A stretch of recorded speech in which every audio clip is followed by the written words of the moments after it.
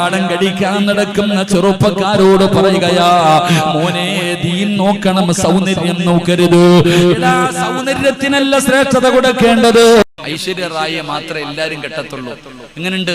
കൊള്ളാം, നല്ല പെണ്ണ്, നല്ല വീട്, ദീനുണ്ട്, എല്ലാം ഉണ്ട്, പക്ഷെ നിറം പോരാ.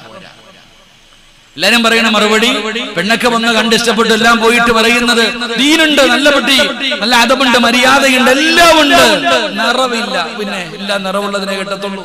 ഐശ്വര്യ റായിയെ മാത്രമേ എല്ലാരും കെട്ടത്തുള്ളൂ. സൗന്ദര്യത്തിനല്ല ശ്രേഷ്ഠത കൊടുക്കേണ്ടത്, സമ്പത്തിനല്ല മഹത്വം കൊടുക്കേണ്ടത്. എല്ലാവരും നോക്കുന്നത് പണമാണ്, എത്ര കിട്ടുമെന്നാണ് നോക്കുന്നത്. എന്റെ പ്രിയപ്പെട്ട ചെറുപ്പക്കാരാ, ദീനില്ലാത്ത പണമുള്ള പെണ്ണിനെ കെട്ടല്ലേ, പണം നോക്കിയിട്ട് വിവാഹം കഴിക്കല്ലേ. ഞാനല്ല പറയുന്നത്, റസൂലുള്ളയാണ്. നബി തങ്ങൾ പറയുകയാ, ഏതെങ്കിലും ഒരു മനുഷ്യന് പെണ്ണിന്റെ പണം നോക്കി വിവാഹം കഴിച്ചാൽ, എല്ലാവരും പണവാ നോക്കുന്നേ. ഇന്ന് പണം നോക്കിയിട്ടാ പലരും പെണ്ണ് കെട്ടിക്കുന്നത്. പെണ്ണ് കെട്ടുന്നതും പണ്ട് ആണുങ്ങള് പെണ്ണുങ്ങളിൽ നിന്ന് എത്ര കിട്ടുമെന്നാ നോക്കാം. പണ്ടത്തെ കാലങ്ങളിലൊക്കെ ഞങ്ങളുടെ നാട്ടിലൊക്കെ സ്ത്രീധനം പോലുള്ള ഒരുപാട് സ്വർണ്ണമുണ്ട്, കാറുണ്ട്, അതുണ്ട്, ഇതുണ്ട്. പെണ്ണിന് എത്ര ഉണ്ടെന്നാ നോക്കാം. ഇപ്പൊ കാലം മാറി, ആണിന് എന്തോ ഉണ്ടെന്നാ പെണ്ണ് നോക്കുന്നേ. എല്ലാവരും പണം നോക്കിയിട്ടാ പെണ്ണ് കെട്ടാ. എടാ, ദീനില്ലാത്ത പെണ്ണിന് എത്ര കോടിക്കണക്കിന് ആസ്തി ഉണ്ടെങ്കിലും നീ കെട്ടരുത്.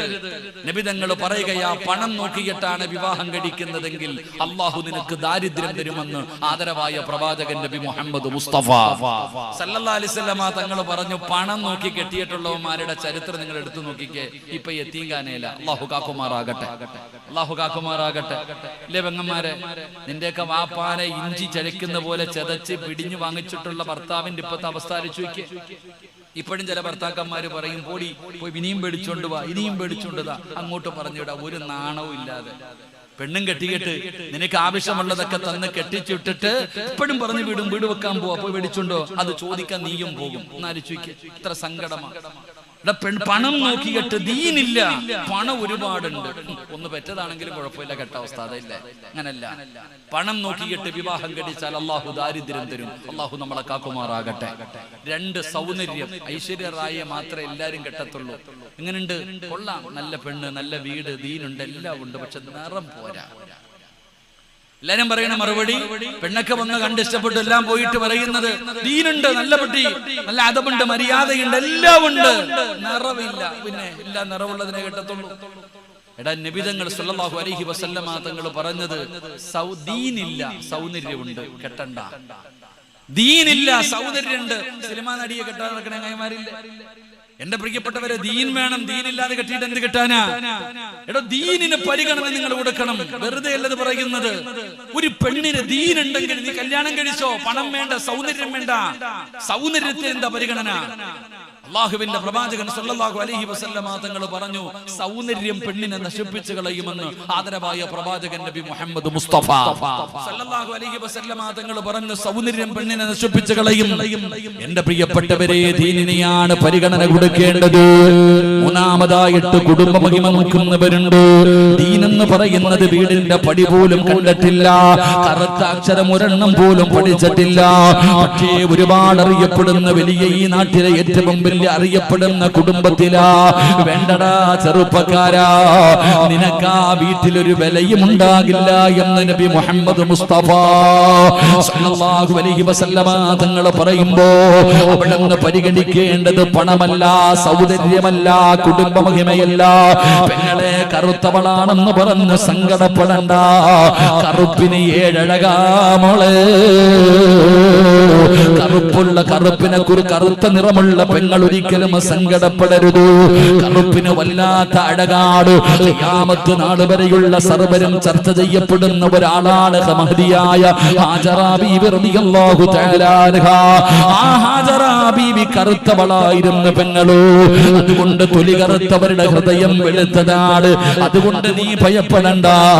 എന്റെ ചെറുപ്പക്കാരോട് പറയുന്ന ദീൻ നോക്കടാ ചെറുപ്പക്കാരാ. അല്ലാഹുവിനെ ഭയന്ന് ജീവിക്കുന്നവളാണോ, നിസ്കരിക്കുന്നവളാണോ, പെണ്ണാണോ, ഖുർആൻ ഓതുന്നവളാണോ, ദിക്റുകൾ പറയുന്നവളാണോ, മഹാന്മാരെ സ്നേഹിക്കുന്നവരാണോ, അല്ലാഹുവിനെ ഭയന്ന് ജീവിക്കുന്ന പെണ്ണിനെ വേണം വിവാഹം കഴിക്കാൻ. പെങ്ങളോട് പറയുകയാ, ചിരിക്കാനും വാട്സപ്പിൽ പരിചയപ്പെടാനും ഫേസ്ബുക്കിൽ പരിചയപ്പെടാനും 100 കിട്ടും പെങ്ങള്.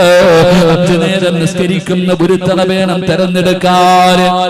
അല്ലാഹുവിനെ ഭയന്ന് ജീവിക്കുന്ന ഒരാളെ വേണം എന്റെ പ്രിയപ്പെട്ടവരെ തെരഞ്ഞെടുക്കാൻ. എന്തിനാണ് പെണ്ണുങ്ങളെ, നല്ല പെണ്ണുങ്ങളെ തെരഞ്ഞെടുക്കാൻ പറയുന്നത്? വാപ്പ എത്ര നല്ലവനാണെങ്കിലും, ആലിമാകട്ടെ, ഹാഫിളാകട്ടെ, തങ്ങളാകട്ടെ, വലിയാകട്ടെ, പ്രവാസകനാകട്ടെ, ഇമാമാകട്ടെ, എത്ര വലിയ നല്ലവനാണെങ്കിലും പെണ്ണ് ശരിയല്ലേ, മക്കളുടെ കാര്യം പോക്കാ. വഅദിന് വരുന്ന ഉസ്താദന്മാർ മുഴുവനും പെണ്ണുങ്ങളെ കുറ്റം പറയുന്നു.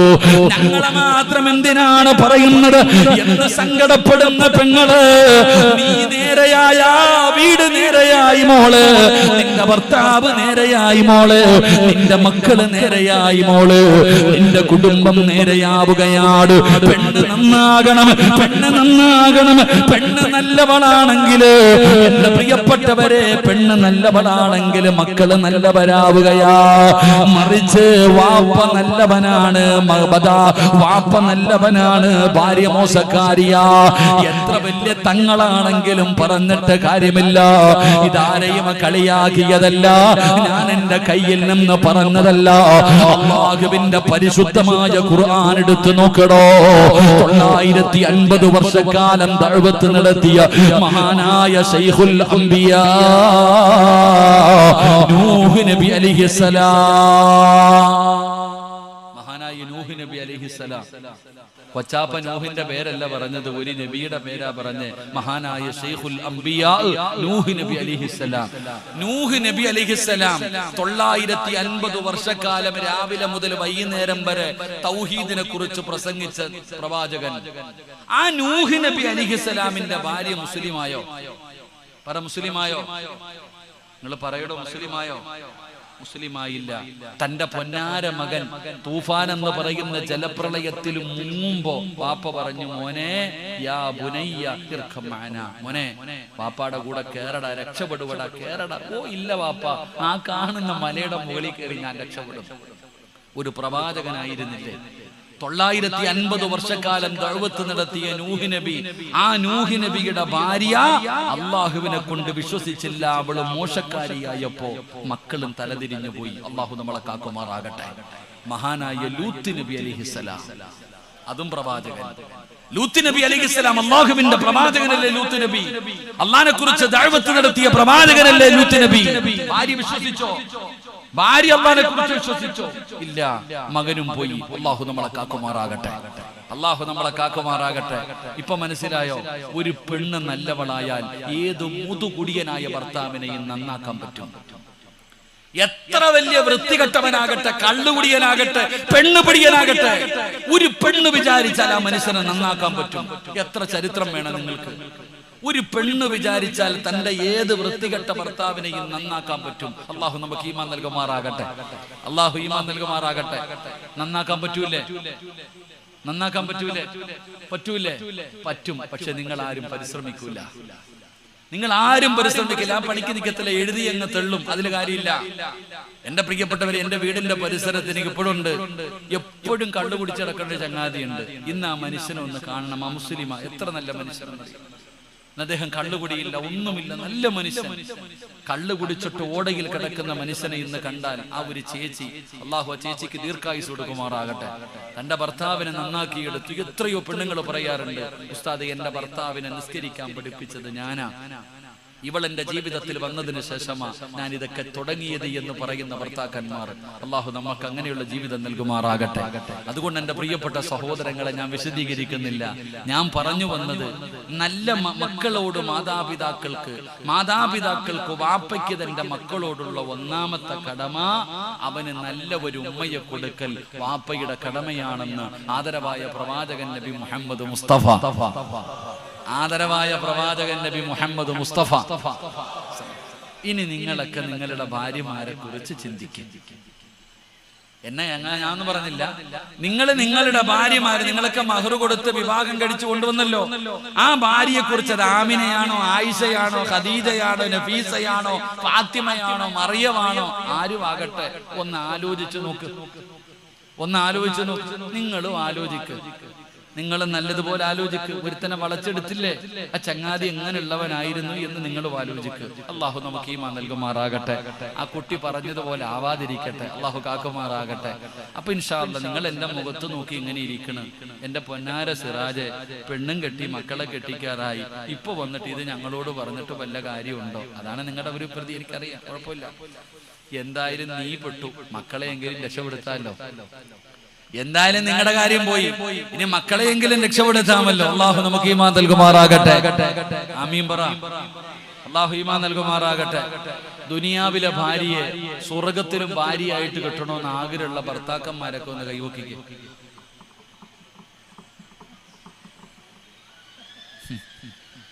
വാപ്പ മസിലും പിടിച്ചിരിക്കുക, കൊന്നാലും പൊക്കൂല. ഇരിക്കണ അധികം പേരും പെണ്ണ് കെട്ടിയവരാ, പക്ഷെ പലരും കൈപൊക്കിയില്ല. എന്താന്ന് എനിക്കറിയില്ല. എനിക്ക് മനസ്സിലാകണത് എന്റെ പൊന്നാര സിറാജ ഇവള് സ്വർഗത്തിലുണ്ടോ? അതാ ഇവിടെ തന്നെ ഇവ അവിടെ ഉണ്ടോന്നാ. അള്ളാഹു ആലം. ദൈവമാണ്. കൈപൊക്കാത്തവരെയൊക്കെ ഭാര്യമാരെന്ന് ചെല്ലുമ്പോ ചോദിച്ചോളൂ. അള്ളാഹു ഈമാൻ തരും. സ്റ്റേജിൽ നിൽക്കുന്നവരൊക്കെ ഇന്ന് പോകുമ്പോ ചോദിക്കും. അള്ളാഹു നമുക്ക് ഈമാൻ തരുമാറാകട്ടെ. എന്റെ പ്രിയപ്പെട്ട സഹോദരങ്ങളെ, സന്തോഷമുള്ള ജീവിതം, അതിനുള്ള വഴി എന്താണെന്ന് ഞാൻ പറഞ്ഞൊരു അവസാനം. രണ്ട്, ഒരു വാപ്പയ്ക്ക് തന്റെ മകനോടുള്ള, തന്റെ മക്കളോടുള്ള രണ്ടാമത്തെ കടമ ഉമർ ഇബ്നുൽ ഖത്താബ് റളിയല്ലാഹു തആല അൻഹു പറഞ്ഞു കൊടുത്തു. മോനെ, ഒരു വാപ്പയ്ക്ക് തന്റെ മക്കളോടുള്ള രണ്ടാമത്തെ കടമ അവന് നല്ല പേര് വെക്കൽ വാപ്പയുടെ കടമയാണെന്ന് ആദരവായ പ്രവാചകൻ നബി മുഹമ്മദ് മുസ്തഫ സല്ലല്ലാഹു അലൈഹി വസല്ലമ തങ്ങൾ പറയുന്നു, വാപ്പയ്ക്ക് മക്കളോടുള്ള രണ്ടാമത്തെ കടമ എന്താ? നല്ല പേര് വെക്കണം. ഉമർ തങ്ങൾ ഈ കുട്ടിയോട് ചോദിച്ചു, നിന്റെ പേരെന്താ? ഇവിടെ എന്തു പറയൂന്ന് എനിക്കറിയില്ല. ഞങ്ങളുടെ നാട്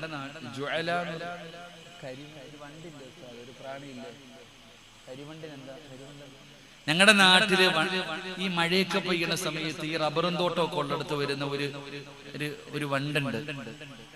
ഞങ്ങളുടെ നാട്ടില് കരിവണ്ടെന്ന് പറയും. ചില നാട്ടിൽ അതിന് കോട്ടൊരുമ എന്ന് പറയും. ജ്വാല. ഒരു വാപ്പ തന്റെ മകനിട്ടിരിക്കുന്ന പേര് കരിവണ്ടെന്ന്. അള്ളാഹു നമുക്ക് ഈമാൻ നൽകുമാറാകട്ടെ. എന്തായിരുന്നു കുട്ടിയുടെ പേര്? ആ കുട്ടിയുടെ പേരെന്തായിരുന്നു? കരിവണ്ട്. നീ ചിരിച്ചു. നിന്റെ മോന്റെ പേരിന്റെ അർത്ഥം എന്താ? നിങ്ങളിൽ അധികം പേരും ചിരിച്ചല്ലോ. നിങ്ങളുടെ മക്കൾക്ക് നിങ്ങൾ ഇട്ടിരിക്കുന്ന പേരിന്റെ അർത്ഥം എന്താ? സ്വന്തം മക്കളുടെ പേരിന്റെ അർത്ഥം അറിയണ എത്ര വാപ്പമാരുണ്ട്. അവനവന് തോന്നുന്ന അനുസരിച്ച് ഗർഭിണിയാകുമ്പോഴേ പേര് സെലക്ട് ചെയ്ത് കഴിഞ്ഞു. വെറൈറ്റി എല്ലാവർക്കും. പണ്ടൊരുത്തം പറഞ്ഞതുപോലെ, ഉസ്താദേ എന്റെ മകൾക്കൊരു വെറൈറ്റി പേരായിട്ട്, ഒരു വെറൈറ്റി പേര്. അപ്പൊ ചോദിച്ചു, എന്താ ഉസ്താദ് അങ്ങനത്തെ ഒരു പേര് ഇതുവരെ കേട്ടിട്ടില്ല. അപ്പൊ എനിക്കും ആ പേരൊന്നും അറിയാൻ ആഗ്രഹം. പറഞ്ഞു, ഫാത്തിമ നിഫാസ്. നല്ല പേര്. ഒരു മകൾക്ക് വാപ്പ ഇട്ടിരിക്കുന്ന പേര് ഫാത്തിമ എന്ന് പറഞ്ഞ നബിതങ്ങളുടെ മകളുടെ പേര്, നിഫാസ് എന്ന് പറഞ്ഞ പ്രസവ രക്തം. അടുത്തതിന് ഹൈലൊന്നും കൂടി ഇട്ടാൽ മതി, അപ്പൊ പിന്നെ റെഡിയാവില്ല. ഈ അടുത്തൊരു ചങ്ങാതി ഇപ്പം ഫുട്ബോൾ ഖത്തറിൽ ലോകകപ്പ് നടന്നു. ലോകകപ്പ് നടന്നപ്പോ ഒരു മുസ്ലിമായ നവദമ്പതികൾ തനിക്ക് അള്ളാഹു വർഷങ്ങൾക്ക് ശേഷം കൊടുത്ത മകന് പേരിട്ടത് മെസ്സി എന്നായിരുന്നു. ഈ അടുത്ത് വാട്സപ്പിലൊക്കെ കണ്ടു ഒരു സഹോദരൻ മുഹമ്മദ് സുധാകരൻ എന്ന് തന്റെ മകന് പേരിട്ടു. വാർത്തയിലുണ്ടായിരുന്നു. ഞാൻ കുറ്റം പറയുന്നില്ല, അവൻ മുഹമ്മദ് എന്നെങ്കിലും ഇട്ടല്ലോ. അല്ലാഹു ഈമാൻ തരുമാറാകട്ടെ. നബിതങ്ങളോടുള്ള മഹബ്ബത്ത് കാരണം അതെങ്കിലും ഇട്ടല്ലോ. നമ്മളോ, എന്റെ പ്രിയപ്പെട്ടവരെ, നമ്മളാരും പേരിന്റെ അർത്ഥം അവിടെ നിന്ന് നോക്കാറില്ല. എന്റെ പ്രിയപ്പെട്ടവരെ, പേരിന്റെ അർത്ഥം നോക്കണം പെങ്ങള്. വെറുതെ എന്തെങ്കിലും ഇട്ടാ പോരാ. മക്കൾക്ക് പേരിടുമ്പോ ഉസ്താദന്മാര് ഏറ്റവും കൂടുതൽ പ്രയാസപ്പെടുന്നത് എപ്പോഴെന്നറിയോ? പഠിക്കുന്ന കാലത്ത് പോലും അത്രയും ഡിസ്റ്റൻസ് നോക്കിയിട്ടുണ്ടാകില്ല. പക്ഷെ ഇന്നങ്ങനല്ല. എവിടെ നിന്നെങ്കിലും ഒരു പേര് തപ്പിയെടുത്തു കൊണ്ടുവരും. എന്നിട്ട് അതിന്റെ അർത്ഥം ചോദിക്കുന്ന കാലമാണ് പെങ്ങളെ. നല്ല ചെറുപ്പക്കാരാ, അല്ലാഹു തന്ന മക്കൾക്ക് നല്ല പേരിടണം മോനെ. എന്തിനാണ് നല്ല പേരിടാൻ പറഞ്ഞത്? എന്തിനാണ് നല്ല പേരിടാൻ പറഞ്ഞത്? എന്റെ വാപ്പ എനിക്കിട്ട പേര് സിറാജുദ്ദീൻ, ദീനിന്റെ വിളക്കെന്ന എന്റെ വാപ്പ എനിക്ക് പേരിട്ടത്. അല്ലാഹുവേ, ഈ 37 കൊല്ലത്തിന്റെ ഇടയിൽ ലക്ഷക്കണക്കിന് കോടിക്കണക്കിന് ആൾക്കാര് എന്നെ വിളിച്ചത് ദീനിന്റെ വിളക്കേ, ദീനിന്റെ വിളക്ക്. എല്ലാരും വിളിക്കുന്നത് അങ്ങനെയാണ്, ദീനിന്റെ വിളക്ക്, ദീനിന്റെ വിളക്ക്. അല്ലാഹു ഇഷ്ടപ്പെട്ട ഏതോ ഒരു മനുഷ്യന് എന്നെ ദീനിന്റെ വിളക്കേ എന്ന് വിളിച്ചപ്പോ ഇന്ന് നിങ്ങളുടെ മുമ്പിൽ വന്ന് നിൽക്കാൻ കാരണം അതൊക്കെയാണോ? നമ്മുടെ ജീവിതത്തിൽ ഏറ്റവും കൂടുതൽ പ്രാവശ്യം നമ്മുടെ കേൾക്കുന്നത് നമ്മുടെ പേര് വിളിക്കുന്നതാ. അത് നല്ലവരും വിളിക്കും, മോശമായവരും വിളിക്കും. ആ നല്ലവരുടെ ഒരു വാക്ക് മതിയടോ നമ്മളൊക്കെ മാറി മറിയാ. അതുകൊണ്ട് മക്കൾക്ക് നല്ല പേര് വെക്കണേ. ഏത് പേരാ വെക്കേണ്ടത്? അഹബ്ബുൽ അസ്മാഇ അല്ലാഹുവിന് ഏറ്റവും കൂടുതൽ ഇഷ്ടപ്പെട്ട പേരേതാ? അല്ലാഹുവിന് ഇഷ്ടപ്പെട്ട പേര് വെക്കണം നമ്മുടെ മക്കൾക്ക്. അബ്ദുല്ല എന്ന പേരുള്ള ആരെങ്കിലും ഉണ്ടെങ്കിൽ ഒന്ന് കൈവക്കിക്ക്. അബ്ദുല്ല എന്ന പേരുള്ളവർ 1, 2, 3, 4, 5 പേര്, 6 പേര്. അള്ളാഹുവിന് ഏറ്റവും ഇഷ്ടപ്പെട്ട പേരേതാ? അള്ളാഹിക്ക് ഏറ്റവും ഇഷ്ടപ്പെട്ട പേരേതാ? അബ്ദുല്ല. അബ്ദുറഹ്മാൻ എന്ന പേരുള്ള ആരെങ്കിലും ഉണ്ടോ? അബ്ദുറഹ്മാൻ ഒറ്റ മനുഷ്യൻ. അള്ളാഹുവിന് ഇഷ്ടപ്പെട്ട പേര്. അള്ളാഹു നമുക്ക് ഈമാൻ നൽകുമാറാകട്ടെ. നിങ്ങൾ ഖുർആനിൽ നോക്ക്, അർത്ഥമൊന്നും ചോദിക്കാൻ ഉസ്താദന്മാരുടെ അടുത്ത് പോകണ്ട. അള്ളാഹുവിന്റെ പരിശുദ്ധമായ ഖുർആൻ, അള്ളാഹുവിന്റെ പേര് വെക്കണേ, നബിതങ്ങളുടെ പേര് വെക്കണേ. ഇന്നാ അർസൽനാക ശാഹിദൻ വ മുബശ്ശിറൻ വ നദീറാ വദാഇയൻ ഇലല്ലാഹി ബിഇദ്നിഹി വസിറാജൻ മുനീറാ. അല്ലാഹ് പറയുകയാ, മുഹമ്മദ് ഷാഹിദ്, മുഹമ്മദ് മുബശ്ശിർ, മുഹമ്മദ് നദീർ, മുഹമ്മദ് ദാഇ, സിറാജ്, മുനീർ. ഇതൊക്കെ നബിതങ്ങളുടെ പേരല്ലേ മോനെ? എന്തിനാ ചെറുപ്പക്കാരാ? മജ്ലിസുൻ നൂർ പാരായണം ചെയ്യുന്നവനാണല്ലോ, ബദരീങ്ങളുടെ പേര് നിനക്കറിയുമല്ലോ മോനെ. ബദർ മൗലിദ് എടുത്ത് നോക്കിയാൽ സുബ്ഹാനല്ലാഹ് എത്ര പേരുകളാടാ! എന്ത് വെറൈറ്റിയാ സഹോദരാ! പെങ്ങളെ ഫാത്തിമയും നഫീസയും ആയിഷയും ഖദീജയും മൈമൂനയും, ഇതൊക്കെയല്ലേ പേര്? ഇതൊക്കെയല്ലേ പൊന്നുമോളെ പേര്? മക്കൾക്ക് നല്ല പേര് വെക്കണേ, മക്കൾക്ക് നല്ല പേര് വെക്കണേ. അത് വാപ്പയുടെ കടമയാണെന്ന് നബി മുഹമ്മദ് മുസ്തഫ സ്വല്ലല്ലാഹു അലൈഹി വസല്ലമ തങ്ങൾ പറയുമ്പോ, എന്റെ പ്രിയപ്പെട്ടവരെ, നിങ്ങളൊക്കെ മക്കൾക്ക് നല്ല പേര് വെച്ചവരാ. ഹസനെന്നും ഹുസൈനെന്നും മുഹമ്മദെന്നും അബൂബക്കറെന്നും അബ്ദുള്ളയെന്നും നിങ്ങളൊക്കെ പേര് വെച്ചവരാ. എല്ലാവരും മക്കൾക്ക് നല്ല പേര് വെച്ചു. പെങ്ങളെ ആയിഷ, ഖദീജ, മൈമൂന, നഫീസ, എല്ലാവരും മക്കൾക്ക് നല്ല പേര് വെച്ചിട്ടുണ്ട്. പക്ഷേ വിളിക്കാറുണ്ടോ? വിളിക്കാറുണ്ടോ? ഒരു വാപ്പ തന്റെ മകന് പേര് വെച്ചിരിക്കുകയാ മുഹമ്മദ് ഹസൻ. എടാ നന്മയുള്ളവന്, എടാ നന്മയുള്ളവന് എന്ന് ഒരു വാപ്പ തന്റെ നാവ് കൊണ്ട് വിളിച്ച അവൻ നന്മയുള്ളവനാകുമല്ലോ. നമ്മളൊക്കെ മക്കൾക്ക് നല്ല പേര് വെച്ചിട്ടുണ്ട്. എന്നാ എത്ര പേര് വിളിക്കും? വാപ്പ അബ്ദുള്ള, അല്ലെങ്കിൽ അബൂബക്കർ, ഉമർ, ഉസ്മാൻ, അലി, ഹസൻ, ഹുസൈൻ എന്ന് തന്റെ പൊന്നാര മകന് പേര് വെച്ചിട്ട് അവനെ വിളിക്കും മോനെ അക്കുവേ, മോനെ കുക്കുവേ, മോനെ വാവേ. ചുമ്മാതല്ല നാൽക്കാലിയെ പോലെ ആയി പോയത്. അള്ളാഹു കാത്തിരക്ഷിക്കുമാറാകട്ടെ. വാപ്പ തന്റെ മകനെ അബ്ദുള്ള എന്ന് പേരിട്ട് മോനെ അബ്ദുള്ള എന്ന് വിളിക്കത്തില്ല, എളുപ്പത്തിന് വിളിക്കും അക്കു.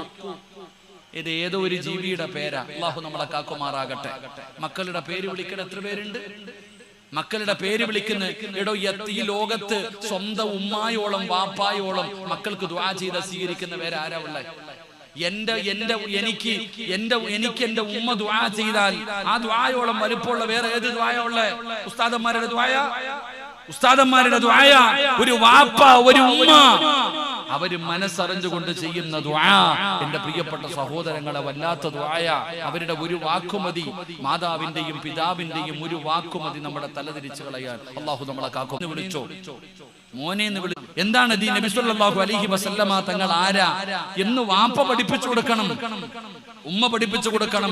അള്ളാഹുവിന്റെ പരിശുദ്ധമായ ഖുർആൻ ഓതാൻ, നിസ്കരിക്കാൻ, ഇതൊക്കെ പഠിപ്പിച്ചു കൊടുക്കേണ്ടത് മാതാപിതാക്കളുടെ ജോലിയല്ലേ?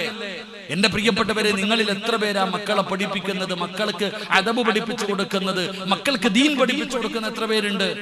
7 വയസ്സുള്ള ഒരു കുട്ടിയോട് നിസ്കരിക്കാൻ കൽപ്പിക്കണം, 10 വയസ്സായിട്ട് നിസ്കരിക്കാത്തവനെ തല്ലണം. അങ്ങനല്ലേ പഠിച്ചിരിക്കണേ? അങ്ങനല്ലേ പഠിച്ചിരിക്കണേ? നിങ്ങൾ എന്താ ഇങ്ങനെ ഇരിക്കണേ? 7 വയസ്സുള്ളവൻ നിസ്കരിച്ച് കൽപ്പിക്കണം, 10 വയസ്സായിട്ട് നിസ്കരിക്കാത്തവൻ എന്ത് ചെയ്യണം? എന്ത് ചെയ്യണം? ഞാൻ കേട്ടില്ലടോ. നിസ്കരിക്കാത്തവൻ എന്ത് ചെയ്യണം? എന്ത് ചെയ്യണം? ഞാൻ കേട്ടില്ലടോ, പറ. തല്ലണം. എല്ലാരും നേരെ ഇരുന്നേ. നേരെ ഇരുന്നോ? നേരെ ഇരുന്നോ? നിസ്കരിക്കാത്തതിന്റെ പേര് മക്കളെ തല്ലിയ ഏതെങ്കിലും മാപ്പ ഉണ്ടെങ്കിൽ ഒന്ന് കൈപൊക്കിക്കേ. ബാക്കിയുള്ളവരുടെയൊക്കെ മക്കൾ 5 നേരം നിസ്കരിക്കുന്ന പോയാൽ മക്കള് വാപ്പാനോട് പറയും, ആദ്യം നിങ്ങളൊന്ന് പള്ളിയിൽ പോവാ, ആദ്യം വാപ്പ ഒന്ന് പോയി നിസ്കരിക്കും. എടാ വാപ്പ, നിങ്ങൾ മക്കളെ എന്തിനാ തല്ലണേ? കുട്ടികളെ എന്തിനാ തല്ലണേ? 5 നേരം നിസ്കരിക്കാൻ പള്ളിയിൽ പോകുന്ന വാപ്പയാണെങ്കിൽ തല്ലണ്ട. മക്കള് പറയും, ഞാനും വരുന്ന നിസ്കരിക്കാൻ. പാപ്പാടെ കൂടെ വരും. നിങ്ങളൊക്കെ പാല് കുടിക്കുന്ന കുട്ടികളുള്ളവരുണ്ടല്ലോ. ഉമ്മ 5 നേരം നിസ്കരിക്കുന്നവളാണെങ്കിൽ മക്കള് വന്നിട്ട് സുജൂദി വീഴ ഉമ്മയുടെ മുമ്പില്. എപ്പോ? 2 വയസ്സില്, 3 വയസ്സില് ആ പിഞ്ചു കുഞ്ഞുങ്ങൾ നിസ്കരിക്ക. ഇതങ്ങനല്ല. ഈ സാധനം ചുമന്നുകൊണ്ട് നടക്ക, പാല് കുടിക്കണ കുഞ്ഞും. അള്ളാഹു നമ്മളെ കാക്കുമാറാകട്ടെ. അള്ളാഹു കാക്കുമാറാകട്ടെ. ഏത് പൊടിക്കുഞ്ഞും തിന്നണമെങ്കിലും ഉറങ്ങണമെങ്കിലും മിണ്ടാതിരിക്കണമെങ്കിലും ഈ സാധനമില്ലാതെ പറ്റുമോ? ഈ സാധനമില്ലാതെ പറ്റുമോ? അനുഭവിക്കാൻ പോകുന്നേ ഉള്ളൂ പിന്നീട്. അള്ളാഹു കാക്കുമാറാകട്ടെ. നമ്മുടെ കൊച്ചുകുട്ടികൾ പാല് കുടിക്കണ സാധനം വരെ ഇതുമില്ലാതെ പറ്റൂല. ഞാൻ ഈ അടുത്തൊരു വീട്ടിൽ പോയി. അള്ളാഹുവേ, ഞാൻ അവിടെ പോയി ദുആ ചെയ്തിട്ട് ഇറങ്ങി വന്നു. 3 എണ്ണം അവിടെ നിന്ന് അനങ്ങിയിട്ടില്ല. ഇത്രയും നീളമുള്ള ഒരു ടാബും വെച്ച് കണ്ടോണ്ടിരിക്കുക. ഉസ്താദന്മാര് വന്നു, ദുആ ചെയ്തു, ഇറങ്ങിപ്പോയി. അവരൊന്നും അറിഞ്ഞിട്ടില്ല. എന്നാൽ ആ വീട്ടിലെ ഒരെണ്ണമെങ്കിലും വന്നിട്ട് ഇതൊന്ന് ഓഫാക്കി വെക്കാനുള്ള, പറയാനുള്ള മനസ്സുപോലും ആ കുടുംബത്തിനില്ലാതെ പോയി. അള്ളാഹു കാക്കുമാറാകട്ടെ. ഇതാണ് അവസ്ഥ. ഇതാണ് അവസ്ഥ. മൊബൈലിന്റെ മക്കളായി നമ്മുടെ മക്കളൊക്കെ പോയി. മൊബൈലിന്റെ മക്കളാവുകയാ. തലതിരിഞ്ഞു പോവാ, സങ്കടപ്പെടുക. എന്റെ പ്രിയപ്പെട്ടവരെ, ഞാൻ അവിടെ നിന്ന് പറയുകയാ, മക്കള് നന്നാകണമെങ്കിൽ ആദ്യം നന്നാകേണ്ടത് വാപ്പയാ.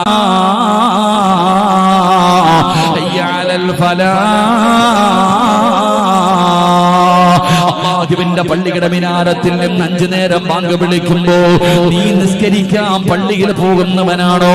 നിത്യമായി കാണുന്ന മക്കളുണ്ടല്ലോ, അവര് ചോദിക്കുന്നു, വാപ്പാ ഞാനും വരട്ടെ, എന്നെ കൂടെ കൊണ്ടുപോകുമോ?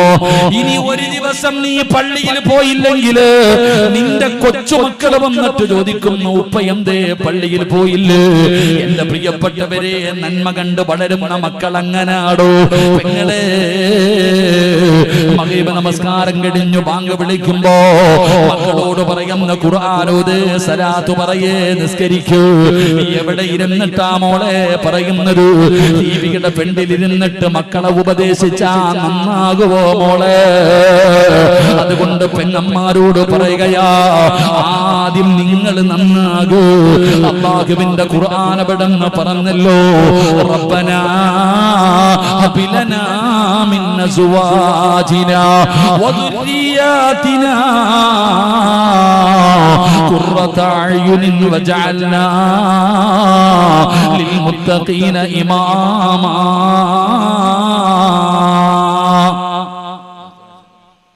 ലിൽമുത്തഖീന ഇമാമാ. എന്റെ പ്രിയപ്പെട്ടവരെ, പരിശുദ്ധമായ ഖുർആനിൽ എല്ലാവരും ദുആ ചെയ്യണേ. പെണ്ണ് കെട്ടിയവനും കെട്ടാത്തവനും മക്കളുള്ളവനും പ്രായമായവരും ആണും പെണ്ണും ദുആ ചെയ്തന്. ഈ ദുആ ചെയ്യുന്നവർക്ക് സ്വർഗ്ഗത്തിലൊരു വീടുണ്ടോ? അല്ലാഹുവിന്റെ സ്വർഗ്ഗത്തിലൊരു വീട് കിട്ടുന്ന ദുആയാണ് റബ്ബനാ ഹബ് ലനാ മിൻ അസ്വാജിനാ വദുരിയാതിനാ ഖുർറത അയുനിൻ വജഅൽനാ ലിൽമുത്തഖീന ഇമാമാ. ഈ ദുആ ചെയ്യുന്നവന് സ്വർഗ്ഗത്തിൽ ഒരു വീടുണ്ടെന്ന് നബി തങ്ങൾ പഠിപ്പിക്കുമ്പോ എന്താണ് ദുആയിക്കകത്ത് പറയുന്നത്? റബ്ബനാ ഹബ് ലനാ മിൻ അസ്വാജിനാ. അല്ലാഹുവിനോട് പറയുന്നു, നാഥാ പടച്ച റബ്ബേ, എന്റെ ഭാര്യയെ കണ്ണിന് കുളിർമയുള്ളതാക്കണേ അല്ലാ, എന്റെ ഭർത്താവിന് കണ്ണിന് കുളിർമയുള്ളതാക്കണേ അല്ലാ, എന്റെ മക്കളെയും കണ്ണിന് കുളിർമയുള്ളവരാക്കണം, എന്റെ ഭാര്യയെയും എന്റെ മക്കളെയും നീ നന്നാക്കണം പടച്ചവര്. അവരെ കണ്ടാ തന്നെ എന്റെ കണ്ണിന് കുളിർമയാകണം തമ്പുരാന്. എന്നിട്ട് അല്ലാഹുവോട് പറയുകയാ, ലിൽ മുത്തഖീന ഇമാമാ,